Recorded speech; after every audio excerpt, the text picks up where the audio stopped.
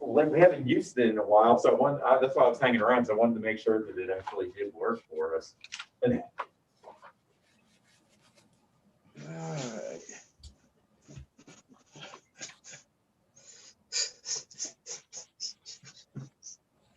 Like there would be if it defaulted open in Chrome. It takes forever in there. good point. We could probably, I don't know Set if you that have the default default up. browser set, probably not. yeah, we don't have that set, Yeah. so but we could probably do that. Your point. Okay.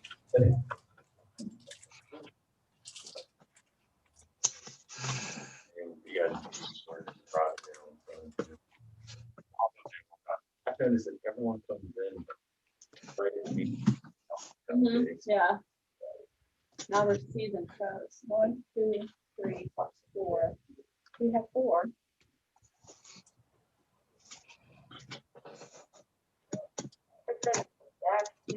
Zoom meeting, couldn't get in because no one was monitoring The waiting room.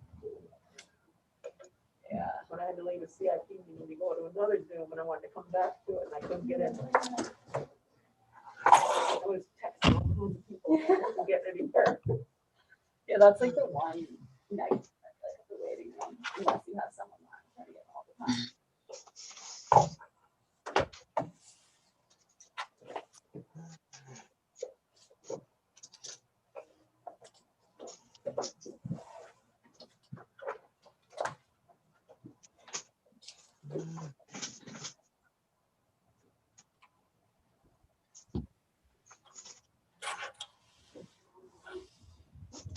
Well, make sure that we keep track of this, the motion keep. What? If he needs help figuring out who's making motions. Oh, okay.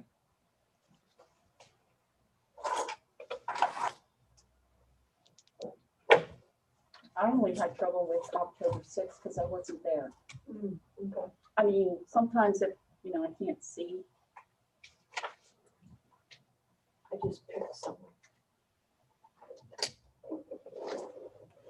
Because no one was ever gonna be able to remember 3 months later. But with me not being there and just the Zoom recording horrible. Fortunately, this was a little. Hey, Jim.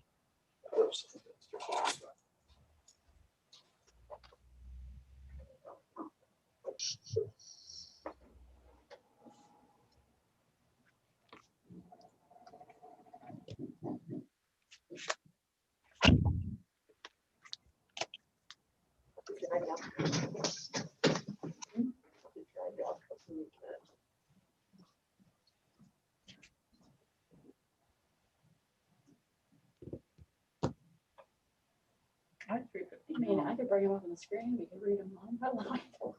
The minutes were read.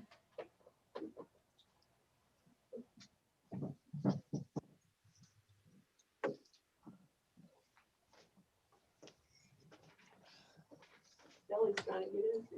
Oh. And I guess. Clint Brown. Good afternoon. This is a meeting of the City of Hagerstown Planning Commission. October 6th, 2020, 2021 already. With us this afternoon, Planning Commission members Chris Davis, Shelley McIntyre, Jim Stone, Ron Thomas, Judy Wheeler, and I don't know who this is coming on, but it might be our missing member, Colin Pascaru. And when I see him come on, I'll recognize him. Also at City Hall, we're joined by Kathy Marr, our director, Steve Bachmiller, the zoning administrator, Megan Flink, our city planner, Debbie Calhoun. And I did see Paul Flock floating around the room, but he might have left. He got things going. And I see we have a number of guests also waiting for their particular turn. So when we get there, we'll certainly recognize them. Our first order of business today then is approval of 2 sets of minutes. First one is on October 6th, 2020. And I was the only one who wasn't at that meeting. I'll move approval of the minutes. Judy. Second. Judy made the motion, Ron second. Any additional discussion? All those in favor say aye. Aye. Aye. I will abstain. So that's all yeses, one abstention. No negatives, correct? Okay, and then we have the minutes from December the 9th. And Colin was not with us at that meeting. But I'll make a motion to accept the minutes for December 9th. Second. Ron made the motion, Jim seconded. You ready to vote? All those in favor, please say aye. Aye. Aye. Any opposed? It passed unanimously. Thank you. Right. Okay. Now we'll go on to our first development review, and that's Kilpatrick Woods. And I guess, Steve, you'll be doing this one. Yes, Gordon, he's representing Gordon Poffenberger from Fox and Associates as the project engineer. Gordon, do you have any of your clients on line with you? Steve, I believe they're all online. Matt Summers, Tom, and Avi, I believe they're all here. Okay. Just want to make sure we recognized everybody and had you connected in if you need to be. Okay, this is a development plan for subdivision P 2019-01 for Kilpatrick Woods subdivision and the Associated Forest Conservation Plan files FC 2019-03. This proposal is for the development of a 241 lot single family dwelling cluster subdivision. Improvements include several open space lots located throughout the development, stormwater management facilities, and a subdivision street network. That also includes some alleys, by the way. 3 points of access will be involved. The first will be from Salem Avenue, where the State Highway Administration will require a signal. The second is through the existing development street grid to the east via Connecticut Avenue. This is an existing stub, so they're going to connect into an existing Connecticut Avenue stub. The third will be on Marshall Street, where right-of-way is being reserved for the intersection to later be retrofitted as a traffic circle. This road, identified as Admiral Fairfax Boulevard on the plan, will be the first segment of the northwest connector. It will be built to collector street standards, and no residential driveways will directly access it. While houses will face the road, the use of alleys and through lots will be employed to restrict driveway access to this road. The houses on both sides of the western portion of Captain Fisher Drive will be designed with two fronts, so they can appear as fronts on Admiral Fairfax Boulevard and Marshall Street, while not creating a situation where Captain Fisher appears to be a public street running between two rows of backyards. Open space has been provided in excess of the offset of lot area in order to meet open space requirements. Trails have been added throughout the development to make those spaces active recreation areas, in addition to the open space lots and community center near the center of the site. To meet the ordinance's intent that those spaces be usable open space to offset the reduced lot area and individual lots, data is as follows. The size of the tract is 66.13 acres. Gross density proposed is 3.67 units per acre.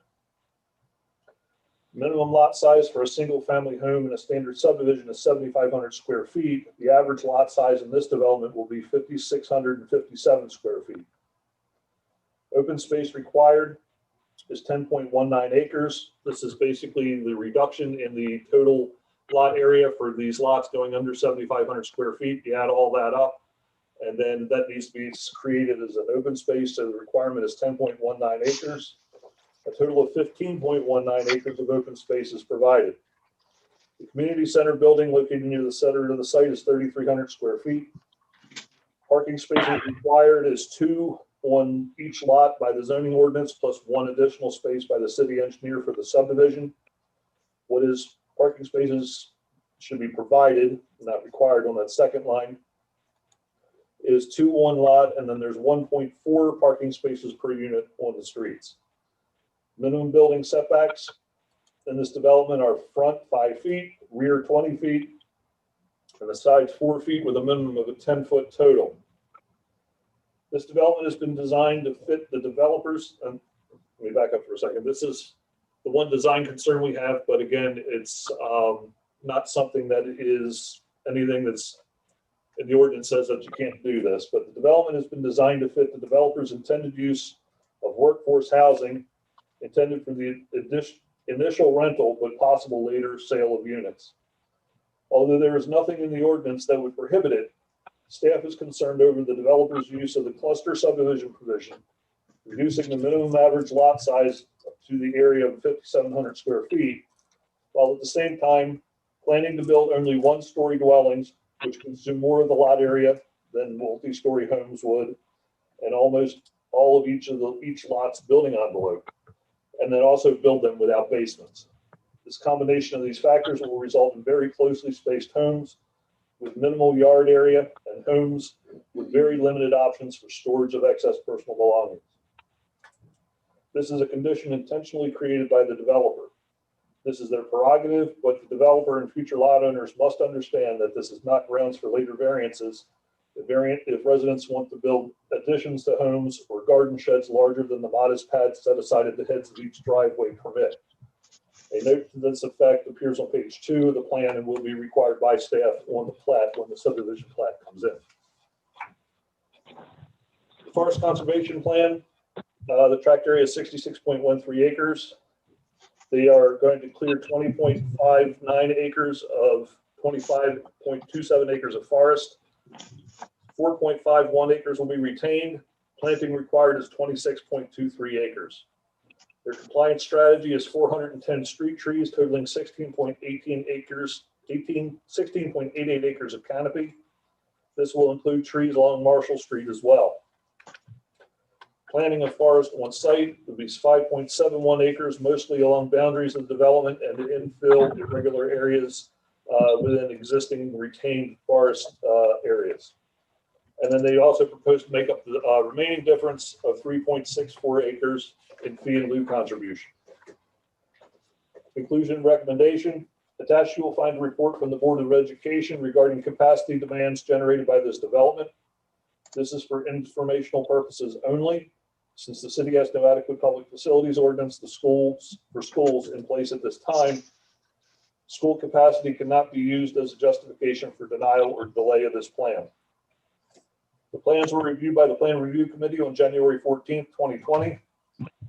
I have assembled the comments. Everybody has provided approvals except for what you have been previously forwarded in your packet. Fire marshal is approved, city engineer is approved, subject to certain conditions.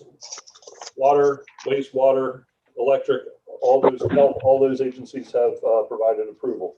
We have not gotten anything from the State Highway Administration as far as a final approval yet, but that's not uncommon with the State Highway Administration. Planning provides approval subject to the following conditions. 1, the developer complies with the requirements of the State Highway Administration for improvements on Salem Avenue. 2, the plan is void if any of the 3 points of access into the development are not constructed, connected, and dedicated to the city. 3, prior to the submission of subdivision plats, the developer shall record homeowners association documents for the architectural and use conditions on the lots and maintenance and use of stormwater management areas and open space and recreation facilities, including assessments of owners for the payment of said maintenance and for the management of the homeowners association. And I want to explain why that condition's in there a little bit more. The developer's intention on this one is to rent out the units at least for a number of years. They don't anticipate selling lots in the short term, but it is part of their long-term strategy that they may be able to sell lots. Also, this development is being designed in accordance with our current subdivision ordinance that no longer allows more than one single-family home on a lot. So each one of these units is going to be a fee simple lot with its own water, sewer connections, et cetera, just like any other subdivision in the city. So it's a subdivision like any other. It's got open space. It's got stormwater management that all need maintenance. So therefore, we're going to require them to move forward like any other subdivision, and the developer will just end up holding all 241 votes in the homeowners association, since they're going to be retaining and owning all 241 lots. But at least the structure will be there. So down the road, if they do start selling off lots, the structure is there for the homeowners association to continue and do what homeowners associations have to do. On your screen is the color rendering of the plan. It was provided in your packet. The dark green areas are mostly your forest conservation. The thin dark green area along the bottom of the drawing closer to Salem Avenue actually does not meet the minimum width requirement. So that's actually a minor adjustment to this plan. That should just basically show it as open space, not forest con. But you see the trails that are located throughout the development. We worked with them to the greatest extent we could to try to connect them through the development to create a walkable community as much as circumstances allow. And I think we achieved that. If you'll notice in the upper left corner of the plan, you have an open space area, forested area, and with a loop. And there's actually a trail that goes back between two of the houses that accesses that area as well. So there's a lot of circuitousness to provide for walking environments in the development. Steve, Yeah. question. You said open space. Now, I sort of got the idea from looking at this that that was supposed to be forested, but you're telling me it's not. It's both. Okay. Is it existing forest? I mean, is it existing forestation? Mostly existing forest. There might be a little bit of infill in there, but it's mostly existing. Okay. Basically, you're allowed to have a certain percentage of forest retention that stays on site to be calculated towards your open space. There's no such limitation on areas that you're reforesting. The forest area that you see in the north central part of the site, which is all dark green, there's actually a lot of infill in there. That's not all existing forest. What you see here is an end result. But, and Gordon can correct me if I'm wrong, but the area that's over by 81, that is mostly existing forest, if not all existing forest. There's a lot of infill that will be in that area along Marshall Street. Some of that is currently cornfield. Hey, Jim, this is Gordon. If you have access to the PDFs I sent out 2 days ago, sheet 63 is the forest conservation plan. The line hatching is existing trees to remain, and the dotted areas are forest planting areas. So you can see the areas that there's a lot of trees along Marshall Street that we're saving. We're saving the northern point there that Steve was talking about at 81. And there's kind of gaps in there that we're filling in. I don't see a sheet. It's on the screen now. Huh? It's on the screen now. Okay. So the line hatching along Marshall is existing trees and up at the point at 81. And then the dotted hatching is the areas in between that we're filling in. I will take your word for it, but at the level, at the size that this is on my screen, I can't really see very much which is which.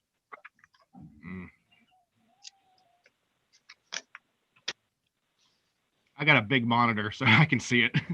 Well, okay, I have a copy of that here. Maybe I can, well, I can sort of see it. It's just not Oh, yeah. very clear. It's zoomed in on now. No, you're too far in. The areas that you see that have look like a polka dot pattern, those are planting areas.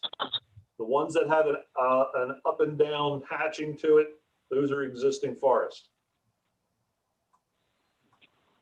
And while we have this screen up, by the way, ghosted in on there is the future traffic circle at the intersection of Admiral Fairfax and Marshall Street. Ultimately, I'm thinking the city engineer will probably require that if once Admiral Fairfax is extended to the north as the Northwest Connector is extended at that point, then the traffic circle would go in.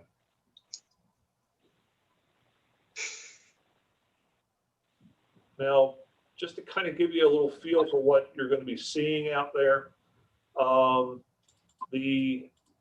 the house, if you can zoom in a little bit, not as much though. Maybe on the house, where we got the letter Yeah, over in that area. to the right. Steve, the best plan in the set for the future roundabout geometry is sheet 29, if you have access to that. That was to show, that was done to provide the right of way now to accommodate that future roundabout. So you can see it's offset onto our side of the road, and the right of way is reserved on our property around the outside of that outer curb line. Sheet 29. Mhm. Now, on the screen, I want to talk a little bit about this front and back and what your streetscapes are going to look like. You see Admiral Fairfax Drive on the drawing running through the center of the site. Houses will front on Admiral Fairfax, but they will not have driveways on it. You'll notice the south side of Admiral Fairfax, there's an alley that runs along the back of them. So the parking pads for those houses will be off of the rear alley. Now, Captain Fisher Drive, from where it intersects with Admiral Fairfax, over to just to the east of the Manspeaker property, which is surrounded on 3 sides.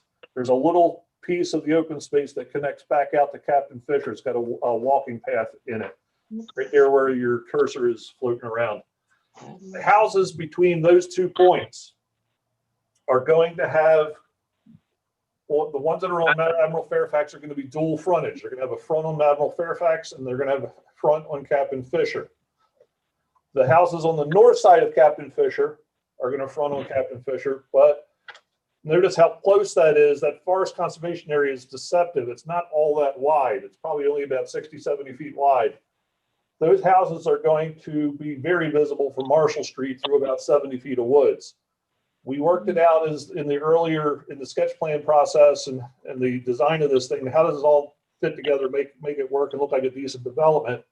Those houses as well, at least up to the Manspeaker property, are going to have dual fronts, which means you're going to have a front on Captain Fisher, but then if you're riding down Marshall Street, what you're also going to be looking at are houses that kind of look like a front facade on the north sides of those lots as you look through about 70 feet of woods to those houses. So we think architecturally and design-wise, it's going to have a good look to it. Also, the trail network, there's going to be a trail or a walking path that walks along the north edge of those lots, along the edge of the forest conservation area. So you can walk out your north front door out to the edge of your backyard and pick up a walking trail and walk to the east or the west along the edge of the forest conservation area.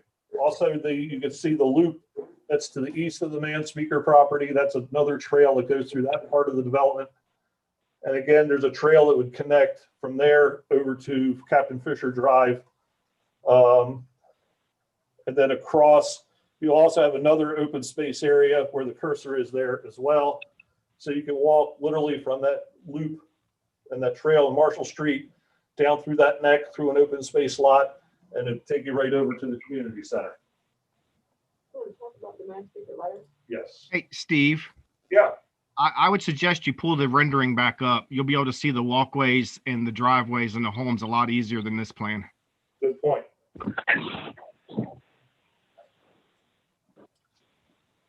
Yeah, that's a lot better there. You can see how you have the trail network that runs through those open space areas, through the forest pond areas, and it does a pretty good job of connecting.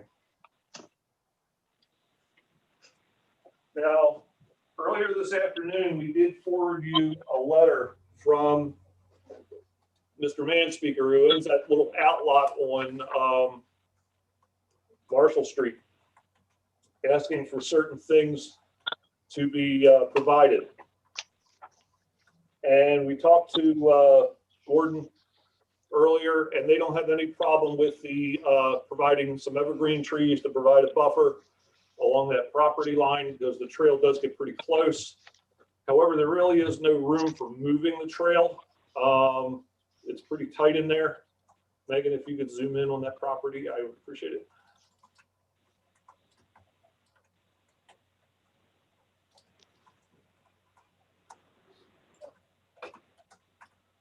one of the things we would keep in mind as you discuss the situation is that in a single family development, there are no buffer requirements in our ordinances at all. If the developer in laying this subdivision out wanted to line Marshall Street with houses and have houses shoulder to shoulder with Mr. Manspeaker's house and have other lots directly behind it, which actually they do for the most part in this case, there's nothing in our ordinance that says that you can't do that. And frankly, it encourages that because one of the themes of our subdivision ordinance is creating seamless developments. Here in this particular case, though, the adjoining property owner does have the benefit somewhat of being surrounded mostly by this forest conservation area, which the developer, as a matter of compliance with the ordinance, is under no obligation to do. So keep that, I'm not trying to influence your conversation at all. I just want to give you the appropriate context of how the ordinances play into that. In theory, this lot could have been completely surrounded by houses. A good example of this is when we did the development over at McCleary Hill. The single family homes were lined along 144 and basically creating a soldier row of houses consistent with the theme of the two houses to the west of it, where it's just built right in line with the other houses. Could have, in theory, been a similar situation, but they chose this area to be the forest conservation area. So, but it kind of gives you an idea of where the ordinance goes when it comes to that particular issue. Steve, Yeah. it looks to me like what he's also proposed. I mean, that's why I asked whether that green color meant forest conservation, because when I looked at his pictures, it looks to me like the portion of it that is on either side of him right now is just grass or field. It's going to be planted. Jim, Right, but it's not planted now. Jim, that area on the left, there are two lots there that Mr. Manspeaker owns. The left lot or the west lot actually is his, and that's the open space that you see in his pictures. To the west edge of his property, of the west lot, there is a standing set of trees there. And if you plant trees in there, you'll be planting them into that standing set of trees. So that's the clear green, that's the green grass that you see in his pictures is his land on the western lot. It seems to me that the really where I see where Mr. Manspeaker might turn out in the end, it might look like he is being encroached upon, is the southwest corner of his property, or the western lot. And I don't know whether planting trees on the developer side is the appropriate thing or not. I'm thinking maybe Mr. Manspeaker might be okay to plant trees on his side of the property line, at least down to the shed for his garage. Beyond that, I think the developers, by establishing a forest on all three sides, he's going to end up with. I don't think he can see that he's not going to have a problem there. An alternate to that could be, and I don't like it, a 6-foot privacy fence along his back property line. Doug, are you suggesting that's one of these alternatives be something that the developer offer the property owner on their property versus within the development? Is that what I'm hearing? I'm suggesting, I think it would all work out for everybody's benefit if the trees were planted on the Manspeaker's property along his back property line, at least on the western lot, down to his shed. Maybe turn up the corner, just go up a little bit, but anything beyond that, I don't think he's going to be impacted. In fact, I think we'll be planting trees inside of the forest conservation area. That's not going to block anything from anybody. Well, though, in some sense, if it's going to be a forest conservation area, then the effect of building to accommodate this drawing that he submitted just means that those trees are gonna grow faster and be taller than the other trees that are planted in that area. I understand that, yeah. The developer told me today that he was agreeable to making those trees around his property in the forest conservation area evergreens. And I discussed that with Steve. We would still get the forest conservation credits for that area. We would just use a different species along the property lines. If the developer's okay with Mr. Manspeaker's request, then I'm done. The thing is that the trail is so close to that back corner that planting within the forest conservation area would not work where it is at its closest. Which is the reason why I suggested that in that area, it'd be planted on Mr. Manspeaker's property. So as to be a little further away from that trail, be able to grow better. They become his, and but that's something maybe that you can offer to Mr. Manspeaker. Rodney and I are planning to meet with Mr. Manspeaker in the next week or 2 or 3 to talk about the frontage improvements along Marshall Street. Yep. And the potential impact to his property. So that's something I can bring up to him at that time, that we'll put him around his property as he's requested and count it towards our forest conservation requirements.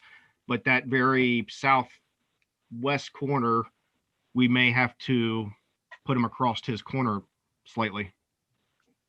I think everybody would be better served that way. I agree with that. I think that's right.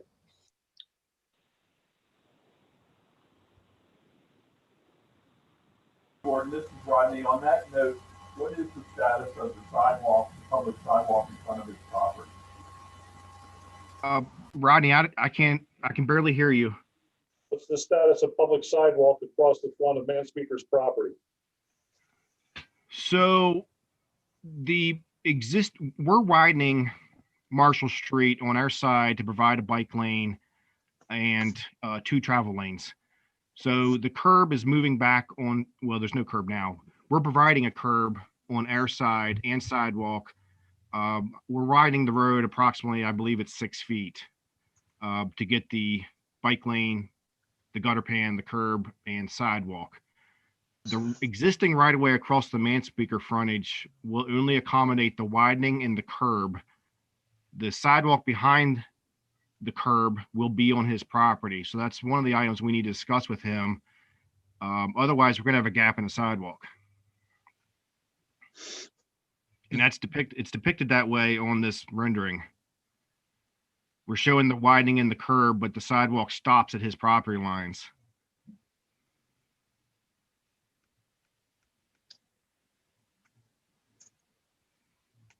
I'm curious as to the manufacturer of these homes and the level of quality. Can you give us any kind of information on that? Well, they're being designed by an architect in Frederick, and they've provided us some renderings and elevations, and they're incorporated in the back of the plan set, sheets 65 and 66. There's the 4 different models. They're all 1 story. As far as the construction, I'm gonna let Matt and the development team speak to that. I don't think we have those sheets in our package. I emailed them to the group. Oh, you did. I'm sorry. I forgot. I emailed the entire plan set. There was one PDF that was the first half of the set, and then there was another PDF that was the second half of the set because the 66 sheets. That was forwarded to everybody. You're right. You're right. If you can pull up 65 and 66, you can see the architectural drawings. Thank you to do that. I don't have it. No, you don't have it. That isn't what was seen. Yeah, I didn't print all that stuff. I didn't either. Hey there, this is Tom Heineman here. I'm with the development team. The homes are will meet all of Maryland's CDA build quality requirements. In addition, they will meet all of the Fannie Mae, Freddie Mac build quality requirements to qualify for a 30-year fixed rate mortgage. All the homes will be set on permanent foundations. They, as part of all the quality control, they have permanent foundations, deep roof pitches, solid wood cabinetry, drywall throughout. They'll all have a low set, less than 30 inches above grade. So the homes are built to last 30, 40, if not longer.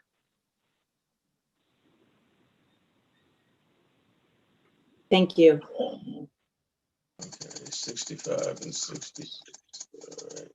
Steve, I don't know if you have the ability to allow me to share my screen, but I have those PDFs here if that's a possibility. Yeah, Gordon, I'm looking through the attachments. I don't know, is it the first set or the second set? It's the set, it's the set that says 32 to Oh, sheets 30 32 to 66. Yeah, I found it. Okay, Last two sheets. got it. Thank you. 32 to 66. There's So, 4 residential unit details that show elevations and floor plans. And then there's a elevation and detail floor plan of the community center. And then there's a layout of the proposed playground at the community center. this one says. Got him. I see him.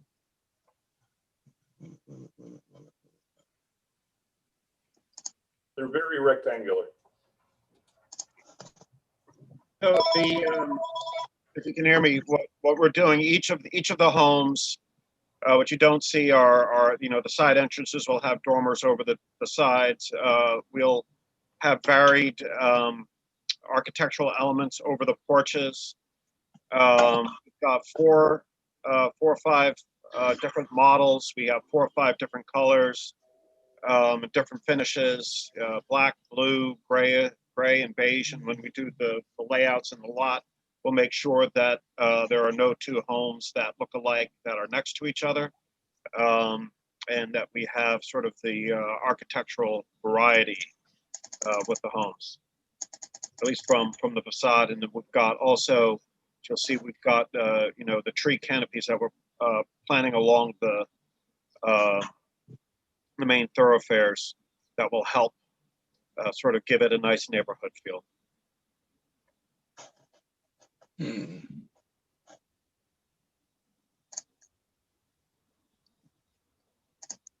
have a question for the developers. Can you talk a little bit about the naming convention for the roads here? Actually, I can do that. They actually asked us as staff for some suggestions, and I suggested a theme of naming them after prominent Washington County military veterans throughout history. Give you some examples.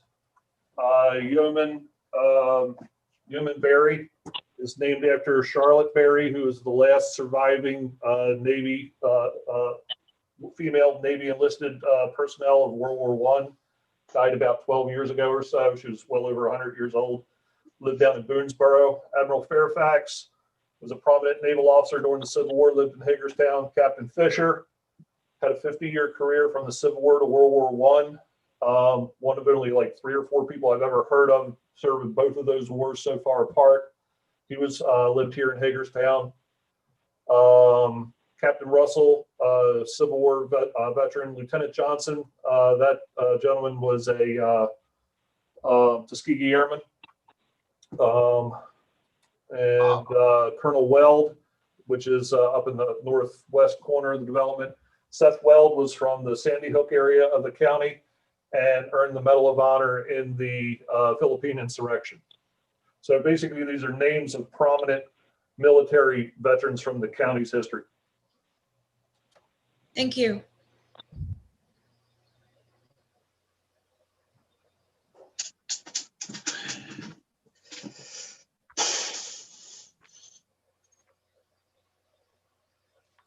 Let me ask a question. One of your conditions is the plan is void if any of the 3 points of access into development are not constructed, connected, and dedicated to the city. I can understand getting the dedication to the city because that's before construction starts. Connection and constructed, what, Snow, is all that's gonna have to be done before a house is built or a road is built? I mean, how do you, what comes first there? The, Probably overcomplicated the wording. Basically, there's so many units in this development on only 3 points of access that you start running afoul of the redundant access requirements of our ordinance. So basically, it's just, we want to make sure that these points of access are truly going to be there and survive and make it to the final product. That the developer doesn't walk away halfway through the project and only built 1 or 2 of the points of access, that kind of thing. So I would say that I overcomplicated the wording of the condition. We just want to make sure that this street grid gets developed as it's shown. I understand what you're trying to do, but in playing out possible scenarios, I don't think the city has a hammer at all. They get in there and they start building, they build 20 or 30, 40, and then the Great Recession #2 hits and everything stops. We don't have a road going all the way over to the other road. We've just, there's no hammer there to say, okay, you've got to finish this road, or someone's got to finish this road. There's a couple of ways of looking at it. You got either it would be bonding. There would be bonding for the subdivision early in the process that would cover completing the construction cost if it was to fall apart midway through. Or another thing to take into consideration is we keep track of the number of units being built. And as long as there's no more than X number of units on any 1 point of access without redundancy, at a certain point, we would stop approving building permits, kind of like what we did out at Higgers Crossing. Well, that's what I remember, and I thought that mechanism worked well. What is X? Typically, you can't have, I believe, more than 100, I think, without a redundant point of access. And all this is going to be resolved before the permit, before our contingency approval is approved? I don't think there's anything necessarily to work out because their intention is to move forward. We're just kind of dealing with. I know everybody's contingency. intentions are good. I'm not challenging anybody's intentions. Right. Yeah, I'm worried about what happens if something unforeseen happens and those intentions cannot be fulfilled. Right. Is there anything in the ordinance that precludes us from putting that as a caveat when it reaches a certain number of homes or permits for an area that's controlled by that entrance, that the entrance has to be done before any more can be approved? There's nothing that would prevent such a condition because basically you would be just reiterating what's already in the ordinance anyway, which I'm sitting here feverishly looking for as we speak, as far as what the actual numbers are. I think it's 100. Well, I'm thinking that if this is what needs to be done, then it needs to be specifically indicated in the approval. Well, except that, I mean, normally, if this is going to be a phased development, at the beginning of each phase, the developer should be required either to build the necessary streets for that phase or bond them. Because either way, I mean, I don't think it's necessary to sort of bond the whole project in advance, but when you get to, you build or bond on a phase by phase basis. I'm not stating that we have to bond the whole project, just that area that is primarily to serve that road that needs to be connected. We were directed to prepare the plan showing 2 phases of construction. Those 2 phases are shown on sheet 32. The entrance off of Salem Avenue and the entrance off of Rhode Island would be built. We would construct ponds 2 and 3 and develop half the site. Those lots would be platted at that time, so all that infrastructure would be bonded. And then the second phase of the development was to come in and do the other half of lots and punch Fairfax out to Marshall Street. We have received a recent request from the city to go ahead and take Fairfax all the way through as part of phase one. And that's something that the development team has discussed. Now you start to put, you're starting to address some of my concerns. When I read that, the plan is void if any of the 3 points of the access development are not constructed. I mean, this is I what, don't, this is what. I don't like that language either. I don't like, yeah. This Well, is right in front of us. Phase one would think- include, phase one would include the entrance off Salem and Rhode Island. When those plats come in and approved, you'll have a bond for the construction of those. If Fairfax all the way through isn't included in phase one, at a minimum, it could be sequenced in our construction documents that it's the first thing done in phase two. So then you would have all three entrances before the phase two home construction starts. Well, I think then the issue that is raised with that contingency is going to be covered just by the process of when you get permits. At each step you get permits, at that time you'll have to obtain a bond for that phase, for the roads for that phase. I think that kind of covers it by itself. Well, you're covered because when the plats get recorded, you get a bond to cover all that Right. street construction. I mean, I'm arriving at the same thing that I think Doug is saying. I don't think we need that contingency as a specific contingency. I agree. I want to ask Tom, the planned build-out schedule, because I recall it's fairly rapid. Kathy, I didn't get all that. I'm sorry. Might want to ask the developer about their planned build-out schedule. It's not going to be lingering like Hager's Crossing. It's my understanding, prior communication, it's going to be a fairly rapid build-out. Well, I'm sure that's everybody's intention. But when we did Hager's Crossing, there was a recession and a change in ownership. So, and thank goodness we did have wording in there about you couldn't go over to Dade Road, where you couldn't build any more homes till you got to Dade Road. So I'm sure everybody's intentions are good. I'm not challenging intentions. I'm looking for protection for the city. Well, don't you think there is protection if the process is that for phase one, they've got to bond that portion of the road and infrastructure in order to proceed and get building permits? Yes, what I've been hearing since I've raised this point is clearer to me than the wording of that Steve provided. So if I could be assured that, and we ought to make this part of our motion, that appropriate bonds are in place for road construction to allow continuation or something along those lines is part of our motion, then that's fine. Okay. I agree.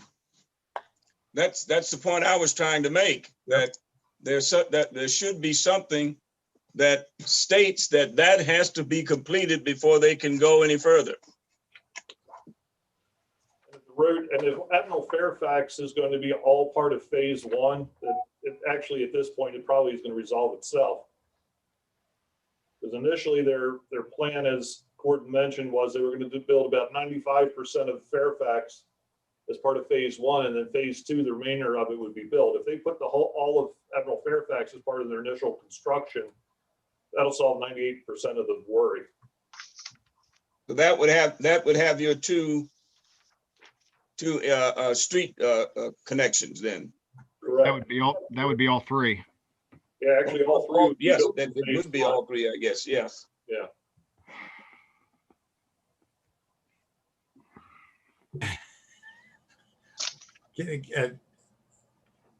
What I'm looking at is 15 to 20 years from now, we're looking back and they're saying, well, what happened here? And it needs to be on paper somewhere that says what happens.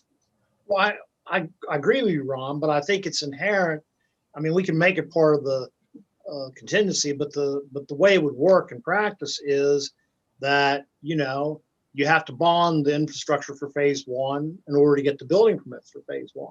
Yes, Okay, yes. So that's assured. Then when you get ready to start phase two, the same thing applies. Now, it is possible, of course, that phase two comes along and conditions have changed and the phase two infrastructure never gets built, but that's really okay. I mean, it's not desirable, but that's a possibility. So that would, To your point, Ron, I think it is on paper. You know, sheet 32 that's on the screen right now shows phase one. You're getting 2 connection points in phase one. that's right. That is correct. So That's you what have- I'm looking at. So you would have 2 connection points. And if God forbid phase two never happened, phase one could be served by those 2 connection points. When phase two comes along, you get the 3rd connection and a bond to complete all that construction. So Now go ahead. I think the connection points are phased where each phase could stand on its own. You'd have 100 lots served by 2 points of connection, and then you get the other 100 lots and you get the 3rd connection. So I think the phasing addresses your concern, and if it's platted, all of phase one's platted at one time and all of phase two's platted at one time, then all that infrastructure is bonded at that time. I guess the thing that I'm looking at is the connection at Connecticut Avenue there. Is that in phase one or phase two? It looks like it's in phase one. That's correct. Okay, so technically if phase one is completed, then you have all 3 connections, I guess. Well, not Or is- necessarily.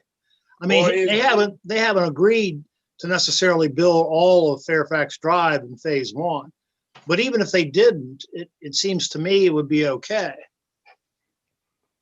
I hear Yeah, some. that's the other connection to Marshall Street. Fairfax goes from Salem to Marshall, and then you have that spur off on Connecticut Avenue. I hear that the developer hasn't agreed yet to put all of Admiral Fairplay in phase one. I've heard the city said they've asked for it.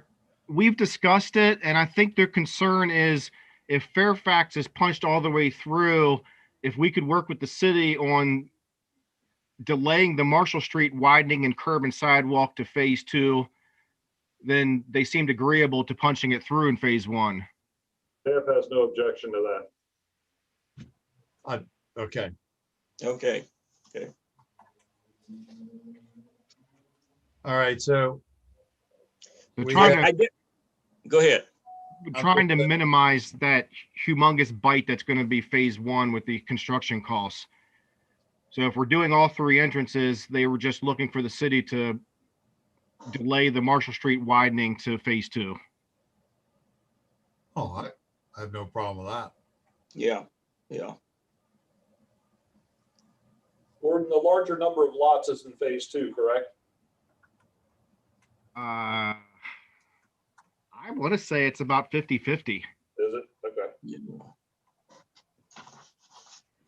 I'm not asking that Fairfax Drive be built right away. I was looking for clarity. And I was looking for assurances that the city wouldn't get holding the bag. But I really should be negotiating this. I believe the city should be negotiating this, and then we should be approving it. Actually, it's covered because bonding is required as part of the grading plans anyway. So there will be bonding in place regardless of this conversation to handle those costs if for some reason the developer were to walk away from them. Staff's only concern was the number of points of access for the number of lots that happen to be built. We just want to make sure that they didn't get ahead of what the ordinance permits. That's all. So really, that's not something that we should be putting in as a condition of approval at all, because it doesn't make sense, because it's covered elsewhere. It's covered elsewhere. They're going to be bonded regardless. Okay, so maybe we just need to disregard this whole point as the planning commission and leave it. That's sort of what I thought.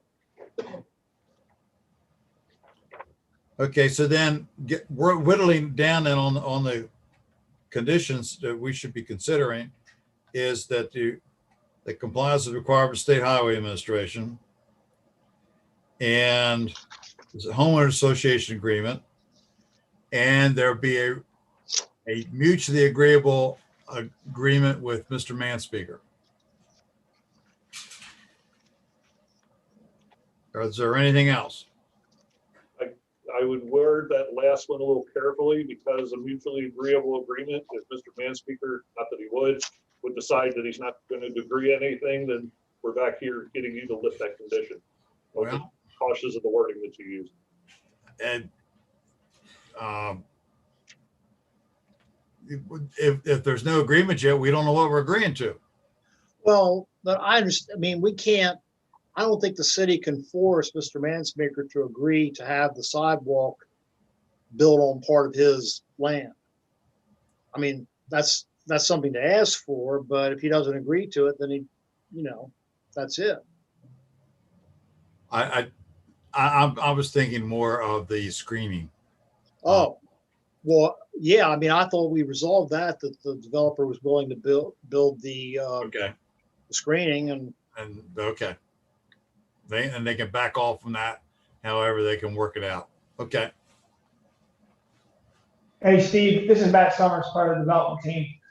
That wording makes me a little bit nervous, mutually agreeable. We are happy to commit to providing screening for Mr. Manspeaker on his property or ours. But I would hate to give someone the authority and the ability to hold this project hostage if they woke up on the wrong side of the bed that day. That was my point that I just made. Yeah. okay, well, I think we've resolved that because it seems to me the consensus is we're just going to say that the developer needs to build the screening that's proposed by Mr. Manspeaker in that drawing he submitted. Perfect. Thank you. Anything else? I mean, if there's some negotiation about the sidewalk, that's not part of the approval process. That's right. I think I just needed to hear that we're going to remove that contingency. That's all. And it sounds like we are.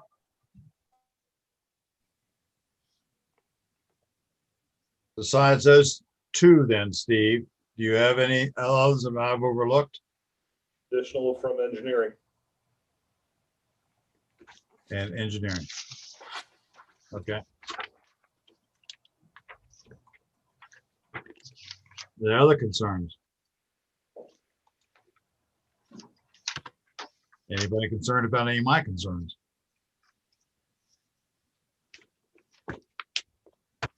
I just enter into the record, by the way, there was an email that was sent out in June that was included in your packet that you received from a Mr. Burgess talking about some landscaping issues along Connecticut Avenue. I didn't mention that earlier, but I thought I should enter it into the record. Rodney, Tom, and I met with him. That's along Salem Avenue. And we have landscaping proposed along Fairfax where it'll be adjoining his property. Should be on page 10, I think. Yeah, page 10 has a landscape detail. In addition to the street trees, we're going to have some shrubbery, particularly on the east side. And then on the Burgess side, pretty much along his driveway there to screen his house. Do you have sheet 10? Stuff right by the rec sale. Can you zoom in on that?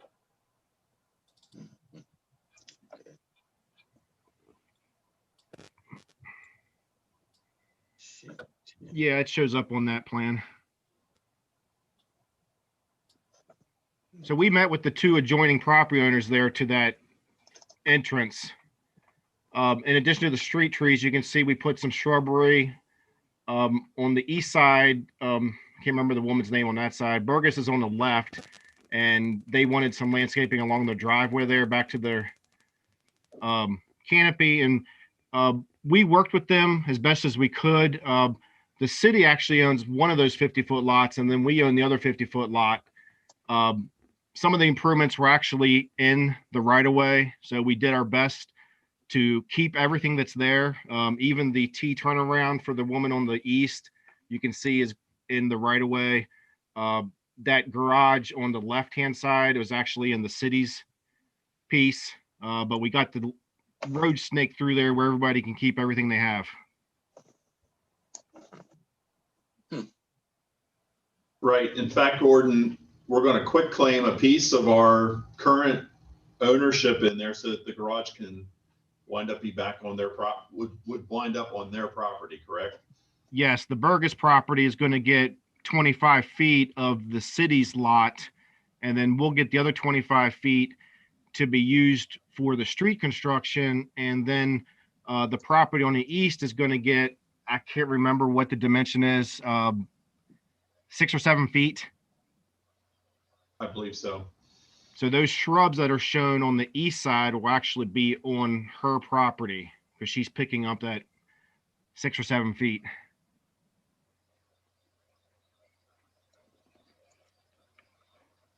Where are we actually on this?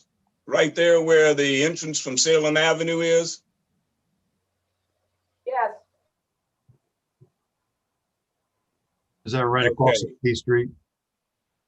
It's slightly offset.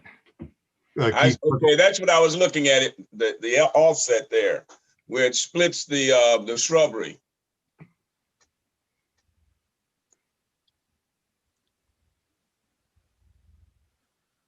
Yeah, if you're looking at it on Street View, it's the vacant lots that are there between the houses. The city owns 50 feet, and then the panhandle of this bigger parcel that they're developing reaches out there to Salem Avenue. I'm actually looking at the email that was sent with the colored in plot.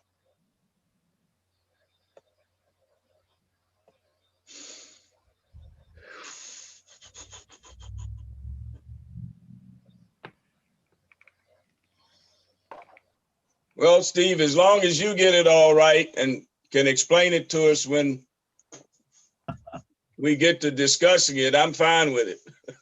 I need a motion. If someone's ready. I'll try a motion.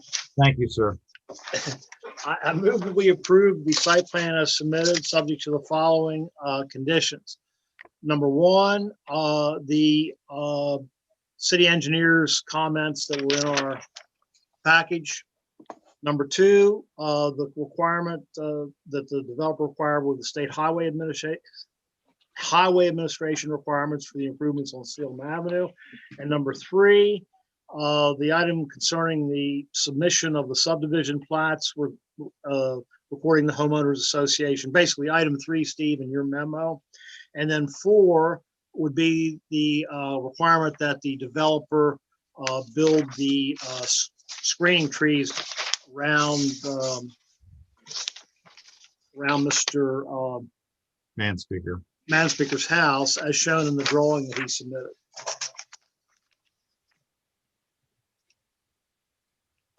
If that's it, I'll second that motion. All right, there's a motion made and second. Any discussion on the motion? We all okay with it? We're ready with it? Ready to vote? Would somebody want to add also approval of the forest conservation plan as part of that, please? Oh, okay. Yeah. Well, wait a minute. Isn't the forest conservation plan part of this? It makes it for a cleaner record if we also, because it's maintained as a separate file if you make a reference to it. Okay, then how about if I'll amend the motion to be that we approve the site plan and the forest conservation plan, subject to those 4 conditions. Does that do it? With the conditions you stated in your original motion. Right, correct. I'll second that also. You agree that's changed, okay? Does that meet your needs, Steve? Thank you. I'm good. You. Are we, everybody clear and ready to vote? All those in favor, please say aye. Aye. Any opposed? Let's see, Colin's still not with us, but everybody else is still with us and all voted yes. So it passes unanimously. Thank you. That's sir. Thank you. Okay. All right. The next one is the Hagerstown Commerce Center. All-Star Court. Elimination of how many trees? 26 trees. Yes. Who is here from Frederick Cyber dealing with this today? Or no, who's the engineer on this? This is Elise Cohen from Ownership, actually. I'm here. And my engineer, Mike Schiffler, I think is also supposed to be here. Okay, so it's Fox. My apologies. That's correct. Okay. This is your agenda. They're out there doing the work to construct the first of the hotels out there, and they run into utility conflicts. I provided to you in your packet the waiver, since it's a requirement of Article 5. So you relieve them of that requirement, requires a waiver. Right. The process that has been provided and provided to everybody in their packet. I provided a very perfunctory cover memo, and I'll just turn it over as a conversation between Elise and the board.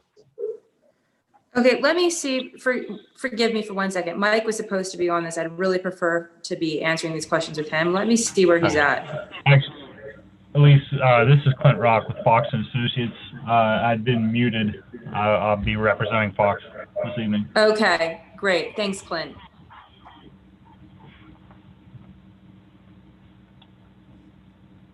Right.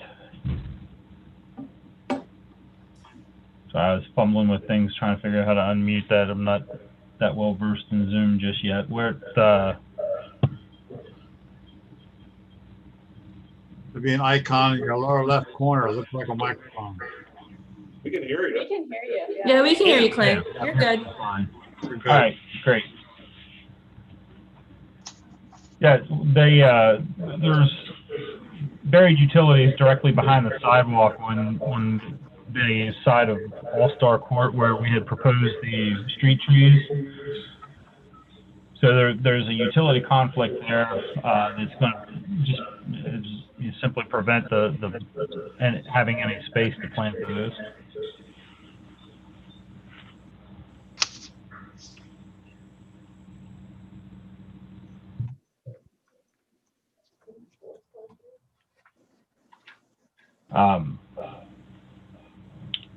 Have to remove, I'm sorry, I'm getting an echo here now too.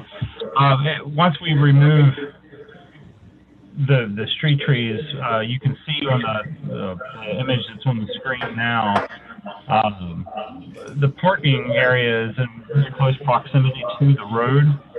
The trees that we have proposed for the parking area landscaping would have been directly behind where the proposed street trees were. We feel that they, in this situation, could serve kind of dual duty in a way for both the parking screening and street trees, given how close they are. I don't mean to interrupt, but can everyone please put their microphones on mute because I can't understand anything. I think he has a separate speaker that's coming back in again. So, but we'll see.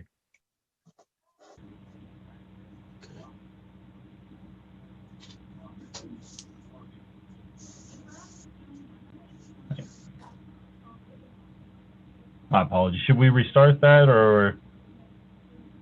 That's much better. Please do. Okay. Essentially, we had proposed street trees per the land management code, and as we've come to find out after construction started on this project, there is an underground conduit for the street lights and some other utilities directly behind the sidewalk on that side of All-Star Court. That planting trees in that area would be difficult to do given the utilities and may cause issues with them down the road as the trees mature. We actually had an email from the City Light Department that was submitted with this application, essentially saying that they preferred or actually strongly discouraged planting trees in this area for that reason. As such, we've filed the waiver application, and the image that's on the screen right now also would be in support of it, showing the proposed landscaping for the parking area. In most situations, is going to be very close to the roadway. Actually, there's a second sheet that shows it also. There you go. These trees have been shown to meet the parking landscape requirement. However, given their proximity to All-Star Court, we feel that they can serve dual purpose in a way of both the landscaping for the parking and also serve as street trees, given how close they are. Not necessarily in exchange, but we feel that they would have the similar effect in the absence of the street trees. So these green dots are trees that have been approved in the past. And your position is that they meet the requirements visually or whatever of the street trees. I feel that they'll function as a good stand-in for the street trees that there's simply not room to provide. Steve, does this affect our agreement on forest conservation or anything like that? No, forest conservation for all of All-Star Court is handled by a state forest conservation plan where the overall subdivision was built 20 years ago. So there's no forest conservation implications here.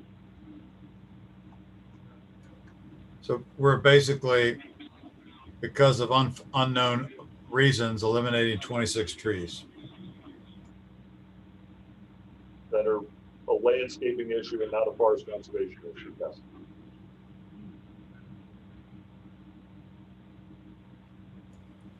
What's the feeling of the commission?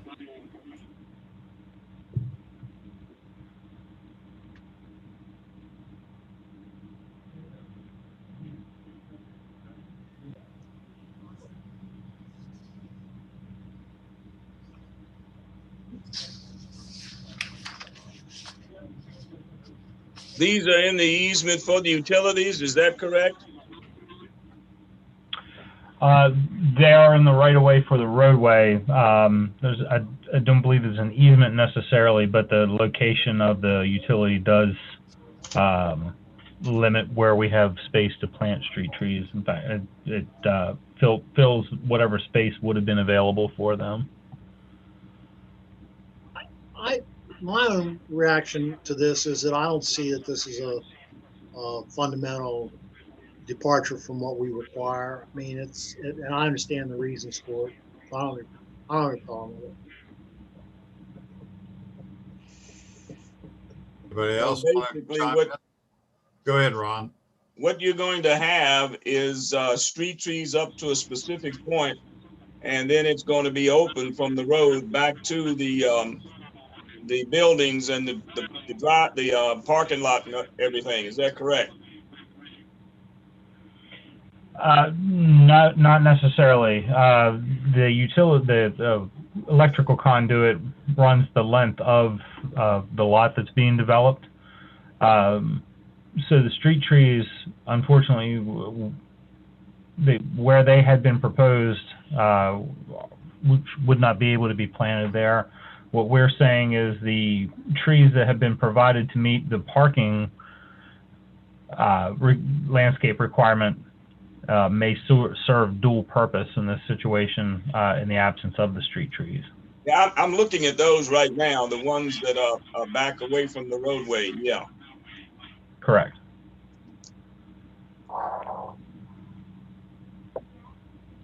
So there really isn't that much that's going to be open without street trees. That's correct.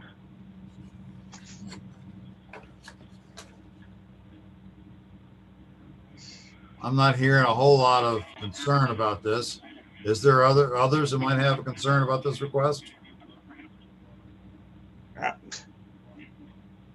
I don't think that there's really any concern with it. I mean, we have, prior to us coming out with ordinances for this, we have hotels where you don't have any street trees. So I have no concerns. Any problem. Yeah.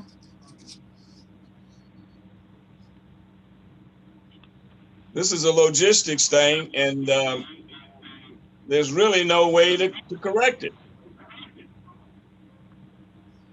You want to make a motion, Ron? Let's see, we want to eliminate those street trees. Is that correct? That is correct. Yes, sir. I would recommend that we eliminate the 21 street trees as indicated on this sketch.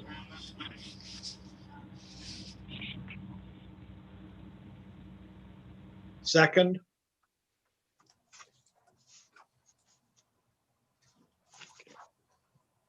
Whoop.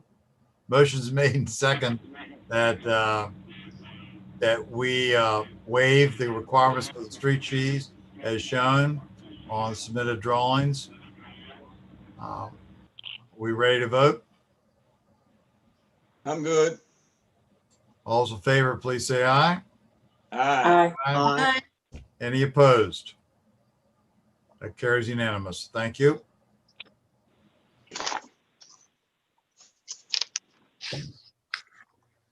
Next, Hagerstown Business Park, Lot 6, ESD sketch plan.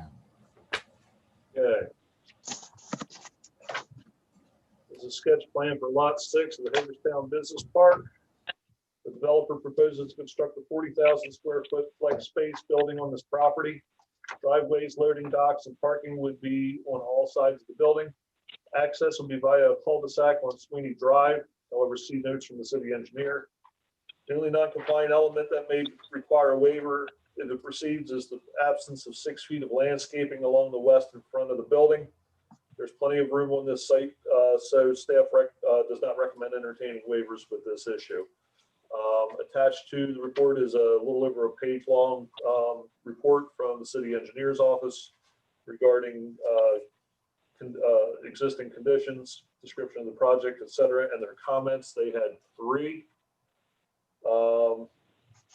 One of the concerns is the point of access that the drawing is showing for this development off of the roughly at 10 o'clock on the cul-de-sac, but the right-of-way runs along the front of this property back to the former Linwood Hollow residential subdivision, which is now one large industrially zoned lot, but could in theory be subdivided into additional lots. It just depends on how it develops out. You saw the revised plat for that at your last meeting. But the drawing shows a 40,000 square foot flex space building. It's pretty vanilla all in all. Is there someone from the city engineer's office here at all? He went home. Okay. Yeah, he was. The, what is the zoning now for the Linwood Hollow? IG. Okay.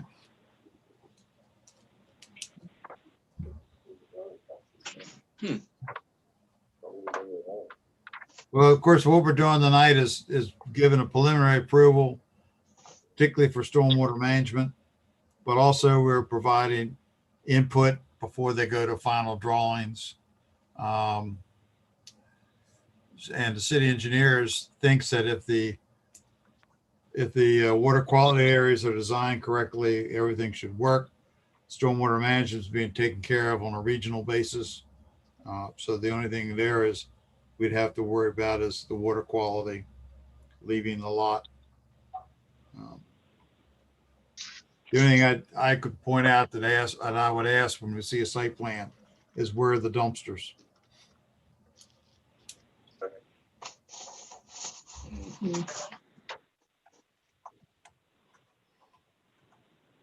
I'm also kind of interested in using precast concrete Jersey wall to create a grade difference between just overhead door level access to loading dock doors. I mean, I'm sure that's at least a 4 foot or 5 foot difference in elevation. So, but anyway, I'm sure engineers will be figuring that out. Trevor, are you there? Yes, I'm here, guys. Okay. Trevor Frederick is the project manager on this. So Doug, let me elaborate on that precast jersey wall really quickly. This particular developer has used those jersey walls on other loading docks / at-grade doors in the Hagerstown area. And so they asked us to place them on the plan in this case as well. Yeah. Thank you. I've got a general question for the planning commission. I know sidewalks are a pretty big topic here in the city and want to get ahead of this thing as we look at this concept plan. As Steve alluded, the road is not constructed yet in front of the site back to Linwood Hollow. What's the planning commission's thought on deferring sidewalk until the street is constructed, or what do we do about that as we submit or design this site plan? Steve, if you want to answer that, well, I'll try, or I'll say something. I'll take a crack I at mean, it. right now, that's all been quick claimed away. All that's been removed. That strip of land is now just part of the big lot behind it. And I would say that the developer who wants to build that road will be the one who's going to have to build the sidewalks. As staff, I would agree. There's no road here. I mean, our policy is if you got an adjacent road that doesn't have sidewalks yet, you're supposed to build a sidewalk, but here you don't even have the adjacent road.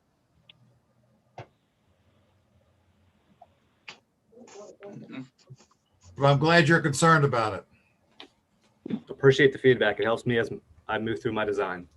I think that piece of right of way is actually still right of way. It's the road that's to the west of it. If you see that little angled property line that runs through the street right of way off the upper right corner, it's the right of way on the other side of that line that's been abandoned to this point. But I think what runs along the front of this property is still official right of way, but it's not built. And who builds a sidewalk with nowhere? I believe you're correct. I know you're correct on that, Steve.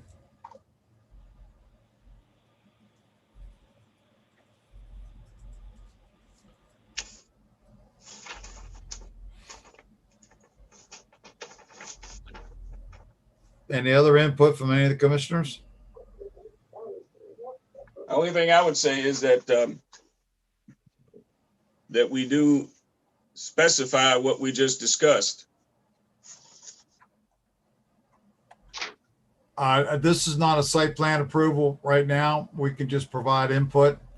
What we're approving is basically the concept for stormwater management. Oh, okay. No problem. Then I'll address it when we get the site plan. And if you can give them feedback on the two design issues that I observed, that would be helpful. The landscaping, 6 feet of landscaping along the front and one side of the building. Obviously, the side that's all loading docks, you're not going to have landscaping there. But the other side looks like it's a blank wall with some pedestrian access points perhaps, and then the front the same way. And they're showing no landscaping at all along either one of those.